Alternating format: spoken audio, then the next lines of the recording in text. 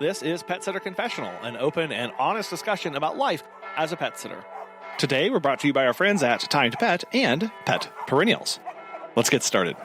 Coming into their 11th year of holding the conference, the Texas Pet Sitters Association is a phenomenal state-based association teaching pet sitters and dog walkers, not just from Texas, but from around the country, a little bit of the history of the association, how they make all this work, and how all the magic comes together. We're really excited to have Deanna and Cathy on the show. Deanna and Cathy, I'm super excited to have you both on the podcast. For those who aren't familiar with you or your involvement with the conference and association, tell us a little bit more about who you are and what you do. You bet. I guess I'll go first. I'm Cathy Vaughan. I am the owner of Cathy's Critter Care, professional pet sitting and dog walking in San Antonio area in Texas. And I'm the president of the association only by name, only because our nonprofit status required us to have a president. I by far do not do the most work. I do not have the most prestige. I give that to my friend and colleague, Deanna. So yeah, that's me. And Deanna. Hey, everybody. I'm Deanna Schaar, owner of Deanna's Doghouse. I do in-home dog boarding, and I am the vice president of the association. And like Cathy said, we don't really have set roles or rules about what we do. We just kind of do what we need to do, which is kind of the amazing part about it. I've kind of picked up that that's a general theme for y'all's story and how you get this to put together. You just kind of do what's necessary at that time. I mean, but take us back to the very beginning. I mean, 11 years ago, you're hosting your first conference. What was it like? Why was that done? And kind of what were you trying to accomplish with it? Yeah, for sure. So I was talking with a friend, Michelle Romano, who was actually the co-founder of the conference with me. And we were talking about just in general conferences and the price of conferences and things like that. And I told her, I said, I really love conferences and I get why they're priced where they are. But I really feel like we're missing something with maybe some of the newer companies or maybe the solo sitters who can't really invest that much time away from their business or who are so new and need this information. And she looked at me and she was like, well, let's just do something that's a little more economical. And I was like, what, like me and you? And she's like, yeah, why not? So I was like, all right, if you're serious, I guess let's give it a shot. And so she also lived here in San Antonio. At the time, I owned a boarding facility, and that was the cheapest place to do it because it was free. So the first year, we literally had our conference at the boarding facility with dogs barking and staff members going through. But we really wanted to do something that was really more grassroots and affordable, a short conference that was maybe 2 days long, something like that, where we could just get people from the area to come. And we were both really nervous that it wasn't going to be well received. What if only 12 people show up? And I mean, I'm the biggest fear of failure person that I know. And Michelle, thankfully, was not. Michelle was like, I don't care if 12 people show up. I don't care if 4 people show up. We can do it and we'll make it great for those 4 people. So that first year, we just we met at the library, the public library meeting room, and we put it all together. We hosted it at the boarding facility that I owned, and we had, I think, somewhere around 40 to 50 people show up. And we were astounded when we opened up ticketing and people were registering that were from Illinois and Georgia. And we were like, this is amazing. So yeah, that's where it started. And I love that focus of making it accessible and more easy to make, more approachable to people, because I mean conferences, they can be really overwhelming and really there's just a lot going on along with those conferences. Right. And a lot of us are introverts, we're pet people. And so to think about going to Las Vegas to a conference where 300 other pet sitting businesses are going to be there, I do think sometimes that is a little overwhelming. So I'm really glad you brought that up, because one of the things that I've heard from people over the years is the Texas Pet Sitters Conference is so family feeling. Like when I come, I feel like I'm just there with a bunch of my family. So I think that's probably spot on. Yeah. Well, that was actually a question I had for you because I know Megan and I have had the opportunity to attend a couple times, and it's still like it's grown a lot, but it still feels small, like but in all the best ways. Like I think that's really important to stress. It's not like how do you protect that though? Like how is that something that you've maintained over the years? Because you could go in many different directions with a conference, but making it feel warm and welcoming and personal, like that's very unique. Yeah. I think, Texas, our state motto, our state motto is the friendly state. And so we just like to maintain friendliness. And, everybody that walks in the door, whether you're from Texas, Illinois, Georgia, Oklahoma, wherever you're coming from, you're an honorary Texan. And we really mean that. I mean, that's not just something, oh, ha ha, you're an honorary Texan. But Deanna has such a great personality. And we just love seeing people come back year after year. And they really do feel like family to us. So, yeah. Deanna, when did you start getting involved with the association and putting on the conferences? Well, I went to the very first conference, and it was in 2016, and I had just started my pet sitting business, and it was affordable. So it wasn't some $600 conference plus hotel plus meals plus I'm not working. I just couldn't do that as a solo sitter, and even with my business partner.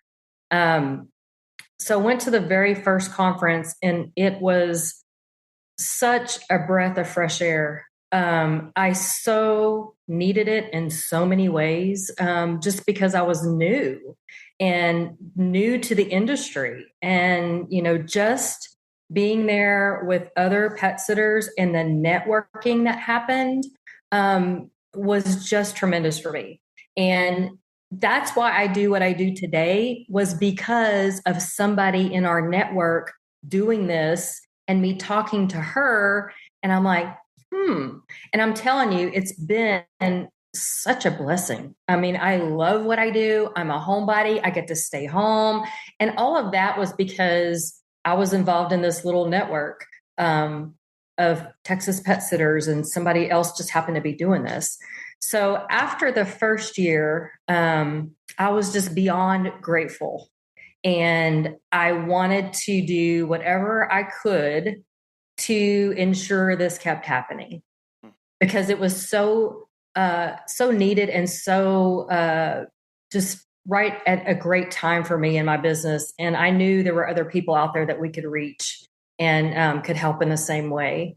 So I pretty much stalked Cathy, and I was like, look, I'll clean bathrooms. I will, get toilet paper for people. I will clean up afterward, like whatever you need me to do. Like I want to do what I can to help this keep going, because it's that good. And it really helped me. So after a lot of convincing, Cathy agreed to let me help the following year, which was our second year. And I've been in the organizing committee ever since then. Oh. I mean, it's a lot to put together, though. I mean, like, why, like, for you both personally, like, why is it important to you that this thing exists and continues to exist? Wow. So it is a lot of work. And there are times throughout the year where I'm like, oh my goodness, I don't know if we can pull this off another year. And then the next week I'm like, oh heck yeah, we're doing this, and we're planning for the next one. It's important to me just because now we have so much longevity.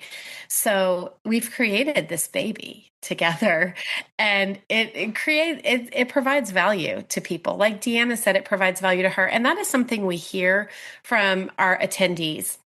So whether they've been in business for 20 plus years, we have long-term pet sitters who are coming. They're coming to learn, but they're coming to see their friends from all around the country too. Or we're meeting somebody for the first time who just started last year.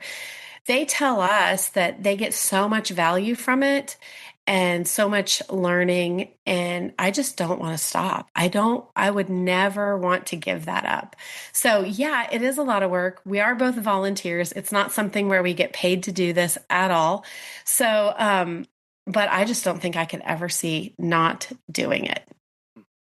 And just to piggyback on that, our first years were, touch and go and figuring things out and what really works and what doesn't work. And I think we've kind of streamlined everything to where we have best practices that we follow. So we're kind of in the groove now. We kind of know what works. We know it doesn't work. And so it's still a lot of work, but is not as labor intensive as it once was. Right. And do you remember those times, Deanna, when we would put together breakfast ourselves for everybody and go get coffee? And I'm just like, we really learned the value of catering services, because that's a whole lot of work. We're trying to get coffee and breakfast and get lunch and run out, and who's going to have enough room in their car. So, making sure the speakers are introduced, making sure we're on time with the conference at all the same time, answering questions from it's just like, yeah. Well, Cathy, you mentioned the catering thing. I was curious, kind of what some moments that you had with the true, oh my gosh, we have no idea what we're doing, what is going on, and how have you learned from those over the years? Tech is always the crazy part. Technology, audio, visuals. So those first few years, because we were on such a shoestring budget and we were keeping things so low cost, my husband was our IT guy. So there were times when he's like, this is beyond my scope of knowledge. What's going on here? But he fixed it. And, there were moments where we were like, great, we're not going to have any AV at all. We're going to have to wing it with Post-it notes and pens, but we pushed through and we made it. That was one time when we were like, what are we doing? And why are we just not hiring professionals? But at the time, we didn't have the money to do that. And then the whole breakfast and lunch things too, trying to order boxed lunches and keep them straight without the caterers having to deliver them. Just those little things like that, making sure that, like Deanna said, our speakers are introduced. Did our speakers make it in from the airport? Wow. Has anybody heard from them? Maybe we should put some kind of policy in place where we actually pick them up from the airport or they check in with us. So yeah, just those kinds of things. Those, I guess, it sounds like some of those moments of going, I guess we got to cover that now. What do we do? Right, exactly. Well, it's great though, being pet sitters, we all run into those moments where we're like, I guess that is something that I need to add into my policies, never really thought that would happen. I should have thought about that. But yeah, just making sure people could see a presenter, hear them, and get fed, and have enough toilet paper in the bathroom. That's right. Yeah. At the boarding facility, we had a whopping 2 bathrooms for 45 people. And had planned a 10 or 15 minute break. So we had to modify that schedule a bit because 45 people cannot go to the bathroom in 15 minutes with 2 bathrooms. So yeah. Plenty of kennels though. So that wasn't, anyway, no, it's fine. Right. The great thing, we talked about people being friendly in Texas and all. Our attendees just fit right in, and anytime that we do get in a bind, it's so refreshing to know that we can pull on a lot of our attendees and they'll help us. They're kind of like our volunteers sometimes. Yeah. So that's just another great thing about kind of the relationships that we've built over time and just the whole, family feel of the conference. Yeah. Because if everyone feels like A, they feel welcome, and B, they can feel like they can contribute in some way, and having that atmosphere of kind of we're all in this together. It's not like a show up to the production. It's a, hey, we got to make this work and kind of and involve more people sometimes. It's very much. I love that you guys brought that up, because when you have family over, you have guests over, and they're like, hey, can I help you in the kitchen, or can I do this? it leads to a lot of camaraderie to let people help and to, have them be a part of what's going on. So I definitely think that that's super important. I never really thought about it that way, but that's a great way to put it. I was also curious, when did you make the formal organization of the association? Make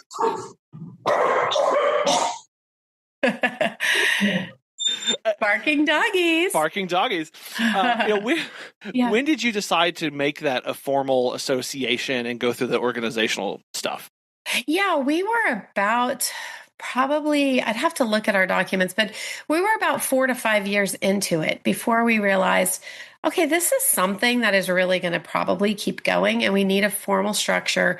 We need a way not to have any kind of implications on us as individual business owners, as, individual people, protecting ourselves from liability, protecting ourselves from tax implications. So about 4 to 5 years in, we decided we needed to become a nonprofit organization. And Michelle and Jessica, I believe, were both involved in those. They were key roles in making that happen. Jessica had a lot of information about how to get that done. I looked it up. I'm like, hey, it looks like we can do it. Great. Now somebody else take care of that. Because that's just generally my personality. I'm like all ideas and rainbows and unicorns, and everybody else gets to implement. So yeah, about 4 to 5 years in, we realized we needed to do something. Have you heard of Time to Pet? Dan from NYC Pooch has this to say. Time to Pet has been a total game changer for us. It's helped us streamline many aspects of our operation, from scheduling and communication to billing and customer management. We actually tested other pet sitting softwares in the past, but these other solutions were clunky and riddled with problems. Everything in Time to Pet has been so well thought out. It's intuitive, feature-rich, and it's always improving. If you're looking for new pet sitting software, give Time to Pet a try. Listeners of our show will save 50% off your first 3 months by visiting timetopet.com/confessional. And was that an easy process to get people on board, or did you have to communicate that importance to everybody? No, it was like the 4 of us at the time, Jessica, Michelle, Deanna, and myself. We were just able to get the paperwork. We're a 501c6, which is an association, nonprofit. And we just had to go through the steps of, getting that approved with the IRS and getting our paperwork filed, getting it signed off, things like that. There was a waiting period that we had to go through, which we didn't realize was a thing. So, it was a lot of steps, I would say, but definitely we were all on board with that. The 4 of us were on board. And then anybody that joins our organization or our association is, in the association, but they don't get to use the nonprofit status per se. They're in the association, but the association in itself is the nonprofit. Sure. Because you have your membership is based off of whether you attending for that year, is that right? And that makes you part of the. Where did that idea come for you? Because I think that's very unique. It is unique, and it's kind of weird and backwards. But in order to have nonprofit status as an association, you have to have membership. Because we're all volunteers, none of us wanted to go through the whole rigmarole and paperwork of making sure somebody was a member in the association in order to claim that. So we were just like, you know what, let's just keep it simple. If they attend the conference each year, their membership is included in their conference fee. Yeah.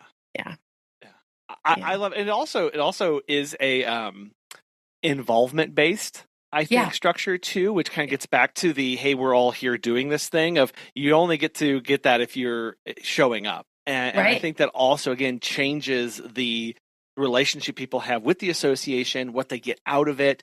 Because it's very easy to, we've done it in the past of, hey, I'll just pay for this membership and it's just going to sit there and I'm just going to copy the logo and put it on my website and look at me, I'm a member. Yeah. But to be like, it changes the amount of personal investment each person has in the success of the association too. Good point. Yeah, I definitely agree. Now, over the years, I'm sure, working together, though, on this, you've got multiple people making decisions, working on various aspects. How do you start?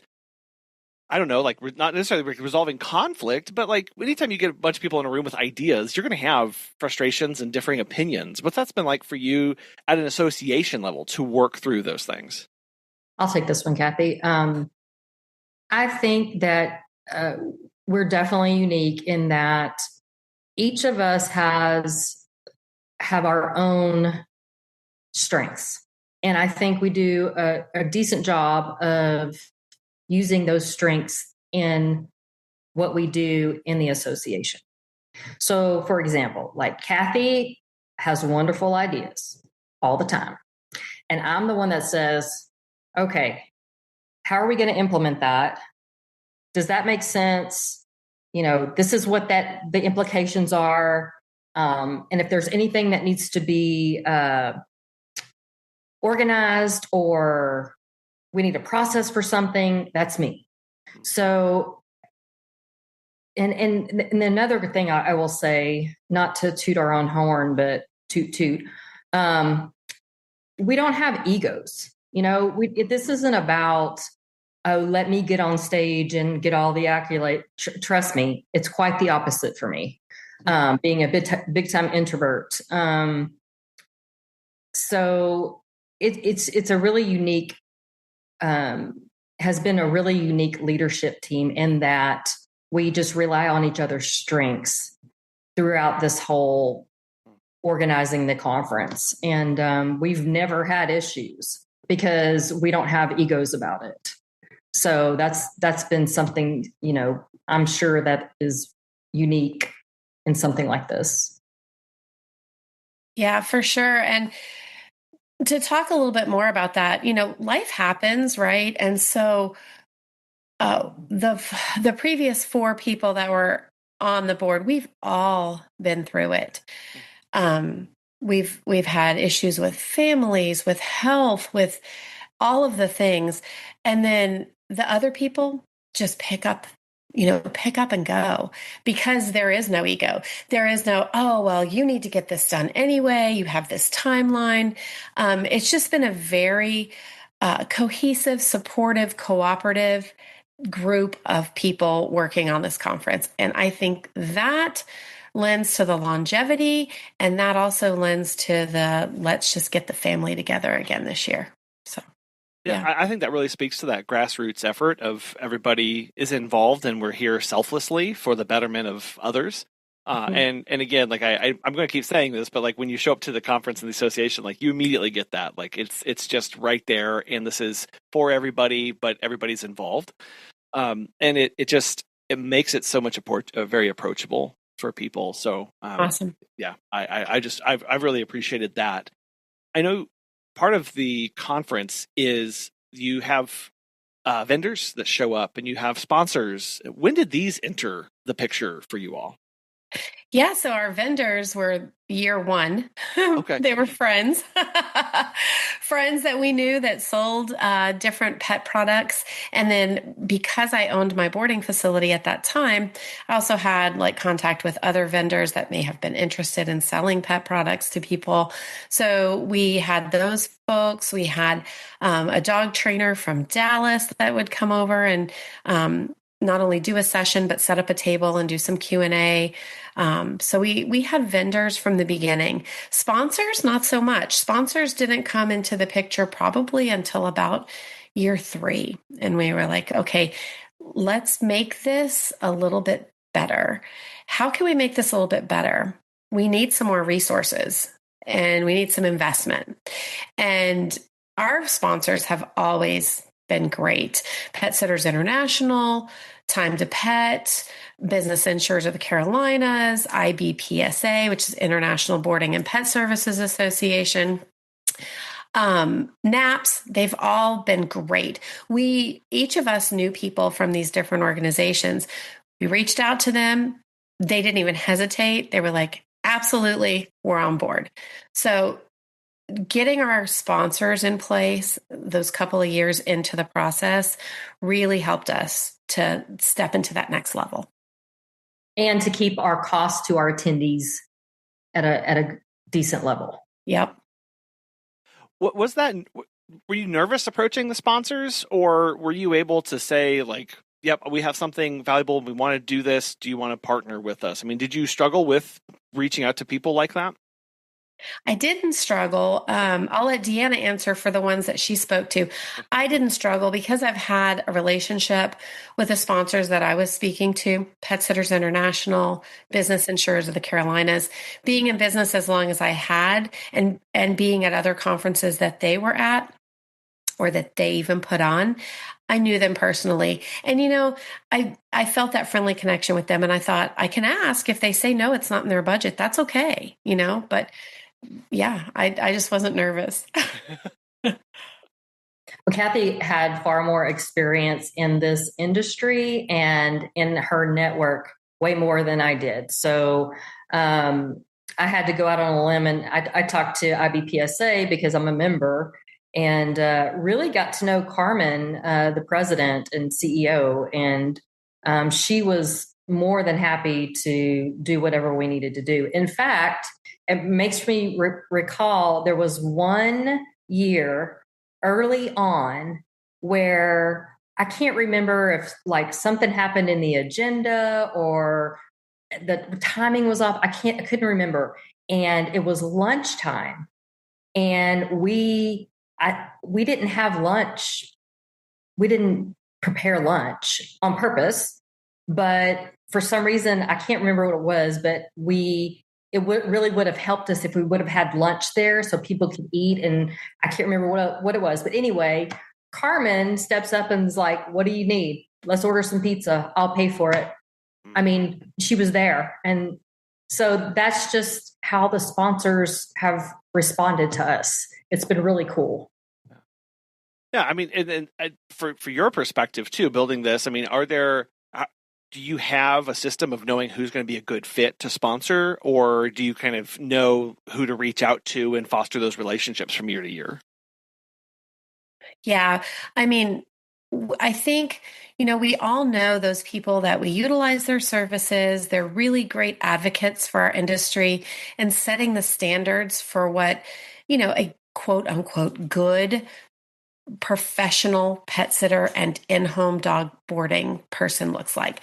So we're not just going to go out to anybody who's not upholding those standards and upholding the values that we see in our industry. So we really like the people who put back into our industry, the software developing companies, things like that, who are giving us better ways to do things. We like the companies that give us products that, make our jobs easier. So, and they see the value in attendees coming and learning about those products and services. Yeah. Now, as far as like putting the conference together, you're partnering with vendors, you're working with sponsors. I mean, you also have to be selecting the topics and the people coming and submitting. How big of a headache is that actually? Because I can't even imagine sifting through everything and putting together the agenda and schedule. I mean, how do you go about doing that?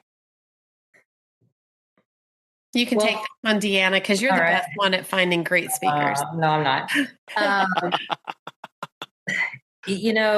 Probably the most challenging part is getting our speakers in our lineup. And we pride ourselves in trying to find different and impactful speakers. And speakers maybe that no one else has heard from before that can provide a different perspective on things. And we also focus more, I believe, on the actual person, because a lot of these pet sitters are business owners and some of them may be solo. So things like how to improve your health. Because, take me, for example, I had to have back surgery and I was out for a long time and there's no sick pay. So, people are unhealthy and get sick, they can't work.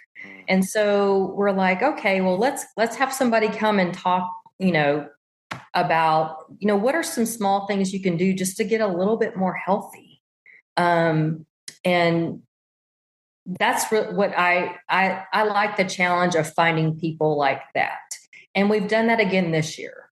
We have 3 speakers that nobody's heard from before that are going to be phenomenal. So I can't wait. I can't wait for everybody to hear from them. And I mean, as far as part of that too, and I know, the name is Texas Pet Sitters Association, and how do you balance being a state level association with a national draw, and making sure that you're meeting the needs of the attendees who show up? Yeah, so I think that our needs, pretty much regardless of where we're from, we're all in the same business. We want to provide great pet care. We want to keep everybody safe and healthy and happy, whether that's the pets, the human clients, or our team, if we have a team, or ourselves, right? Like Deanna was saying, we have to keep ourselves healthy too, physically, mentally. I think those parameters are across the board, no matter if you're in Washington State or you're in Florida, if you're in New York or you're in New Mexico. I think those things are pretty much standard. And then if we're going to be talking specifics about state laws, things like that, those can get a little bit tricky. And we've kind of steered away from that just because during the first year, we really thought we were just going to have Texas people. We really thought we were just going to have like San Antonio and Austin. Maybe if we got lucky, we'd pull in some Houston and Dallas people. Yeah. Little did we know everybody was going to be coming from everywhere. So we just decided, we're not going to do state specific things. Will we talk about generalities like, employment issues, things like that? Sure. Because I think that's pretty standard across the board. And fun fact, so most of our attendees come from outside the state of Texas. Yep. It's so funny to say we're doing the Texas Pet Sitters Conference with more than half of them not being from Texas. I think it's funny. I want to look at somebody's website, that's in another state and see if they have our if they have our logo on there, like Texas Pet Sitters Association member, and they're in North Carolina. Maine, right? You're like, do their clients go, wow, okay, that's a weird association to belong to, but yeah. As pet sitters, we're there for the joyful moments and the heartbreaking ones too. When a client loses a pet, finding the right gift can be hard. That's where Pet Perennials comes in.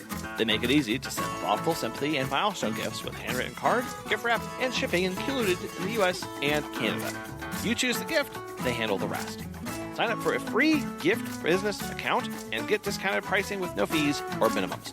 Learn more at petperennials.com.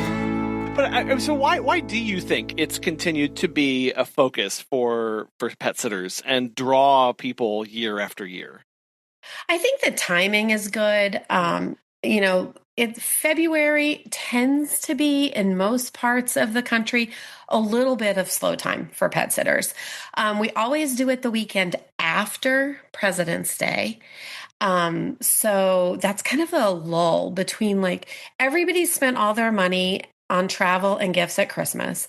January and February are pretty slow, and we're not quite to spring break yet. So I think the timing works for a lot of people.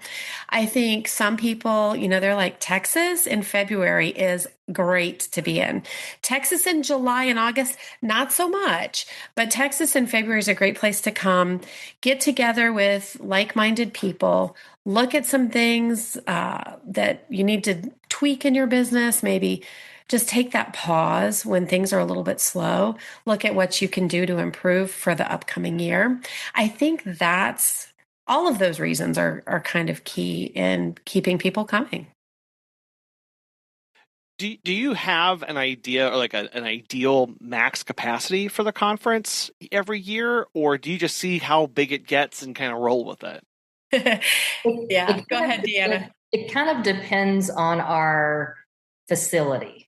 Okay. So that it's a kind of a big deal to find the right facility, one that we like, one that's big enough. So like this year, we could have up to 200 people. I don't know if we will, but it would be great if we did, but we're not counting on that. And yeah, I lost my train of thought, so you can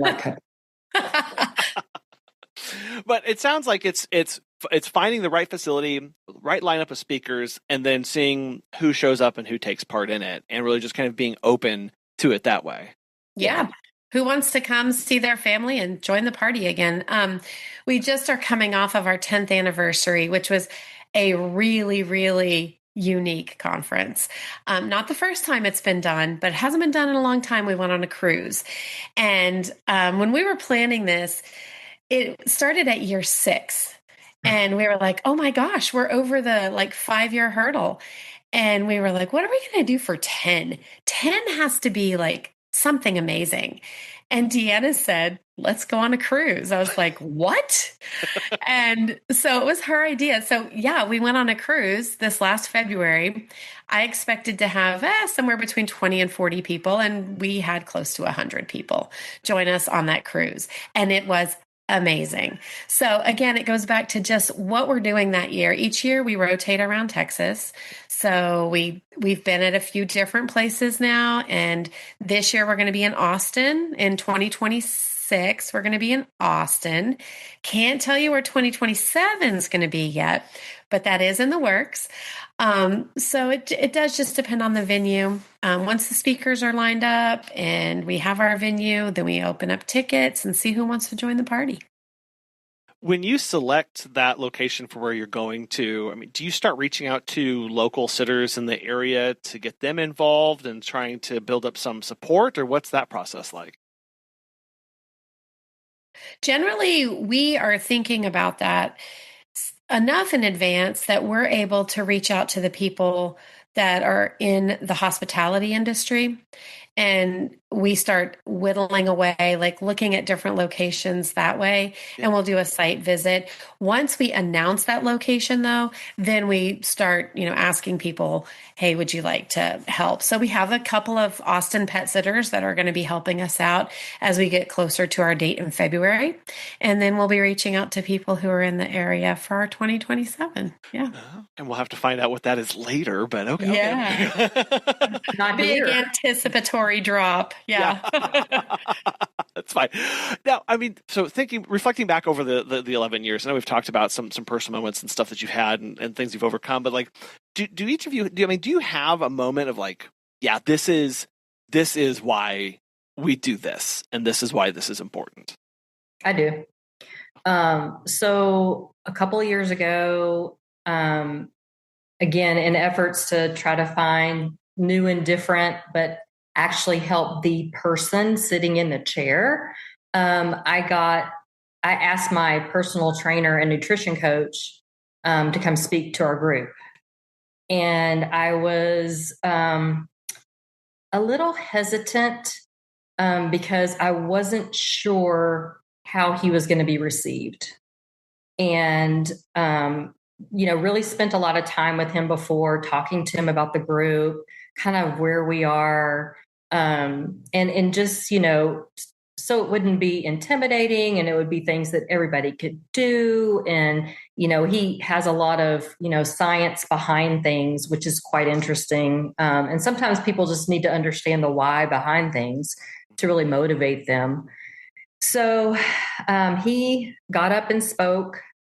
And when he finished, we had another speaker after him, and he was on the side of the room, and there was a line of people waiting to talk to him while the conference was going on. And we had, I know of at least one person who signed up with him to be coached and trained. And, she just told me, Deanna, Brandon spoke to me. I needed that. I needed it at this time. I needed to hear that. And I am so excited to be working with them. And she's not even from Texas. So to me, it's making things better for their lives, whatever it is. If it's great tools or processes or whatever, or helping them be more healthy themselves so they feel better, so they can do more and do it for longer if they wanted to. That's what is special to me. And another person that really comes to mind is when we talked about Chagas disease. So your veterinarian, remind me of his name. Dr. Madigan. Dr. Madigan. Roy Madigan. And he came and spoke to us, and there's he is at the forefront of the research for this disease that is killing animals in our area. And to know that we had him as a speaker at our conference, and that was, the beginning of where he got asked to speak at another educational organization. And just to know that, wow, we really are making a difference in disseminating this information about this important disease. He's now working on a vaccine to fight that disease. So just being a part of that and of knowing that he spoke to our group of people, and our group of people were one of the first groups of pet sitting people that knew about this disease, that was an aha moment for me.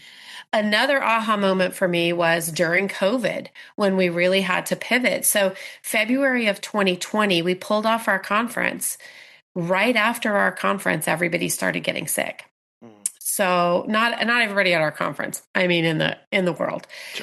So then everything shut down March of 2020. So in February of 2021, we couldn't get together. So we were like, well, I guess we could, do what everybody else is doing and just saying, oh, COVID, we're going to pause. We'll see y'all next year.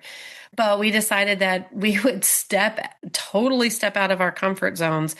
And the four of us learned how to do something online. And at the time, Zoom wasn't where it is now. I mean, people were Zoom meeting, but to have a full conference on Zoom was going to be a little chaotic. So we all learned how to use an app that ran our conference for us, and we did a full online conference. Now, today in 2025, next year in 2026, that's not so oh my gosh.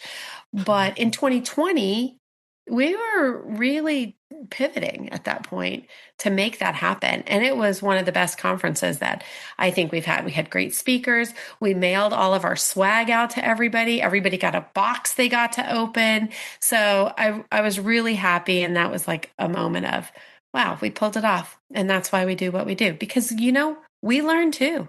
We learn from our speakers, and we learn things about ourselves and about how to do things by running this conference. I love to hear that, because it can be easy, I think, for things to kind of get stale and same old, and we're just going to copy paste and we're just going to do this. I mean, and it's not like every single year the conference is completely different. I think it's not like, oh, we're going to do it upside down this year and we're going to do it, whatever. But it sounds like, that's really that commitment to that of freshness and of actionable immediacy, relevant content and stuff that people can walk away from. Yeah, for sure. Different. Yeah. Now, looking ahead, I know you don't want to really, can't talk about too much stuff coming up down the pipeline. That's fine. That's fine. But what are things that you're excited about moving forward with the association, or things that you see in the next 10 or 11 years? I'm just excited to keep it going and see what great new people we can meet, what great new speakers we have. And just to keep things moving along and keep people learning, get to see friendly faces again. This year being in Austin in 2026 is going to be so much fun. Austin is a great place to be. We've got a fun happy hour planned on Friday night that I just can't wait for people to take part in. So just those few things this year. And then, long term, I remember thinking year 6 when Deanna said, what are we going to do year 10? I'm like, year 10? Oh, wow. I can't even imagine year 10. Are we really going to do this 10 years? That's going to be phenomenal. Now we're on year 11, and I know year 20 is right around the corner. So yeah, year 20 is going to be here before we know it. And we definitely plan to be here. Okay, cool. Deanna, did you have anything? I saw you kind of lean forward, excited about something.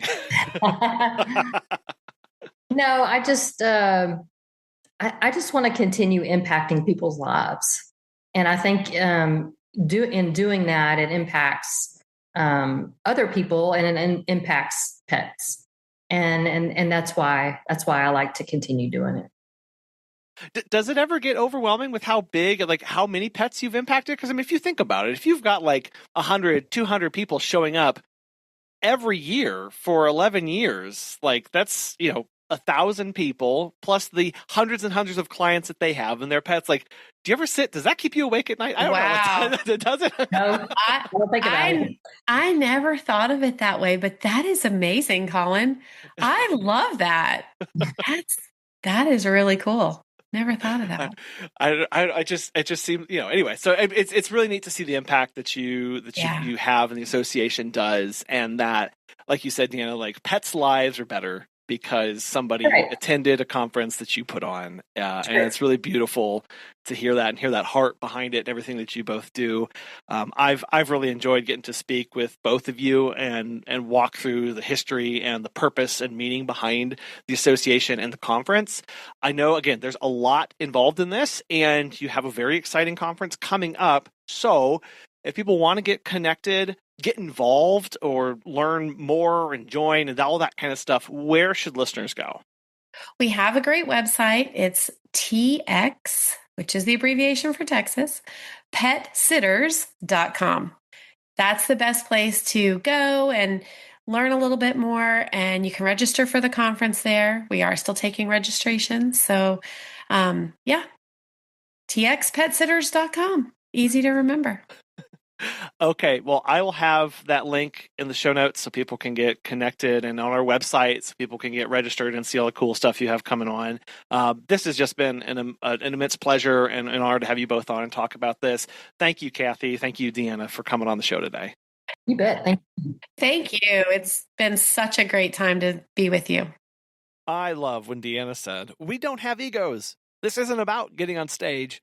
It's about doing whatever needs to be done to help others."